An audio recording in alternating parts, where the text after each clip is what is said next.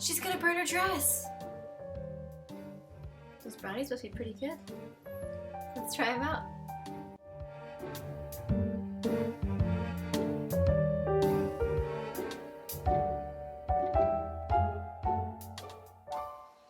Happy Valentine's Day. Let's make a treat that your sweetheart's gonna love. Some red velvet brownies. We start off with sugar and cocoa powder. You don't have to have a giant whisk, but we need to whisk them together. I find that whisking the cocoa powder with the sugar first helps get rid of all those lumps that cocoa powder seems to have. Try not to breathe because it's pretty dusty. There we go. Now that that's all mixed, we're just going to add melted butter. I'm going to give this a little mix just to make sure it's all evenly melted. You want to make sure it's melted, but not super hot. Make sure you can at least touch the bowl with your fingers. Now you're going to whisk this together. This is probably one of my favorite smells. Butter and chocolate. 1 teaspoon of vanilla. Stir that all together. Okay. This guy's done. This guy's in. We now have our all-purpose flour and just some salt. We want to make sure we give that a nice whisk to break up any flour chunks and make sure our salt is evenly mixed throughout. We can now add our eggs to our chocolate mixture. Grab your whisk, break up those yolks, and whisk them in.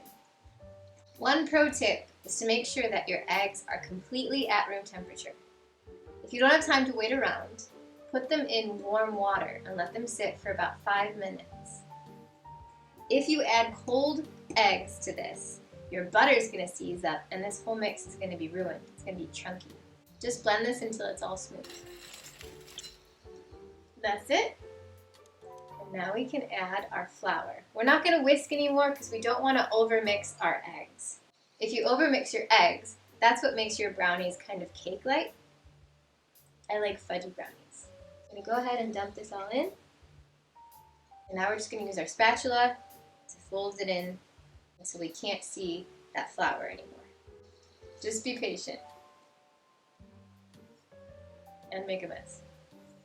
The way I like to fold is cut down the center, cut it in half, flip it over, and then scoop it all on top of itself. Alright, that looks pretty good. Now, we have red food coloring. And this is what makes it red velvet. And you want to make sure that you have a gel food coloring and not a liquid, because the gel, you don't have to use a lot of it, and it makes a deep red color. We're going to use about 1 teaspoon. If you were to use the liquid, that's going to add liquid to your mix, which could mess up the formula. You can always add a little more food coloring, or no food coloring at all, and just have fudge brownies. That looks better. Now, I like to add chocolate chips. In the recipe, it says chopped chocolate if you like, but I've become a real big fan of using mini chocolate chips. This kind of adds chocolate all throughout your brownie. That way you have extra chocolate in every bite. And we're just going to stir these in until they're all covered. Now that our brownie batter is all mixed together, we're going to put it in our prepared pan. Have a foil-lined 9x13 pan, and we're going to pour the mixture in, but leave some of it in the bowl for later. You'll see why. Leave about 1/4 of the mix behind. Just do it and don't ask any questions. You've got about a little less than a cup of filling left over. Set that aside. Now go ahead and spread this out evenly throughout the pan, making sure to get in all those corners. I'm using my small offset spatula again. I use it all the time. If you don't have one, I recommend you get one. Probably use this every time I bake. Now go ahead and set that aside. We're not quite done. We have our cream cheese filling to make now. For that, we have cream cheese, granulated sugar, 1 egg, and more vanilla. You want to start off by making sure your cream cheese is also at room temperature. I cheat and I stick it in the microwave for about 25 seconds, just until it's really soft. This way I can easily mash it up with my sugar. Just mix this all together until it's nice and smooth. No lumps allowed. I'm very anti-lumps today. Add your vanilla, and your room temperature egg. This is where it's very, very important that your egg is not cold, because you do not want chunks. We want this as smooth as possible. Now just mix it up. If you see any lumps, use the back of your spoon to squish them out. I have made this cheesecake filling as a peanut butter one before. All I've done is taken a 1/4 cup of creamy peanut butter and added it to this mix, just before you add the egg. It's really good. All we have left to do now is add this to the top of our brownie mixture. Go ahead and cover it all. Give it a little push around just to make sure you get some everywhere. Remember that brownie batter you left behind? Grab a scooper, or just a spoon if you'd like, and make little drops all around your cheesecake topping. Now this part isn't too technical. All I do is make little swirling motions back and forth to just work it in.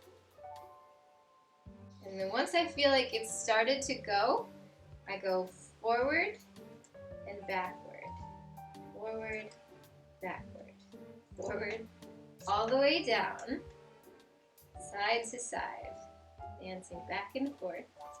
Now, I'll go the other way, back and forth. And I do this one more time. So it's a total of 3 swirls. I like to end going back and forth the short way. That way when I cut these, everybody gets a beautiful little chevron. Our oven is preheated to 350 degrees. One last trick. I like to take aluminum foil and gently place it over the top for baking. This keeps that white cheesecake nice and white and not brown. It's a lot prettier this way. Bake it for about 20 to 25 minutes.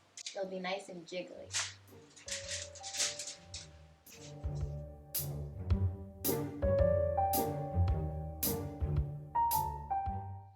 My brownies have been baking for about 40 minutes. And you know that they're just done when they wiggle a little bit. Just a little jiggle. Alright, now we have to let these cool completely for about 5 hours or overnight, and then we can cut them and enjoy them. See you tomorrow.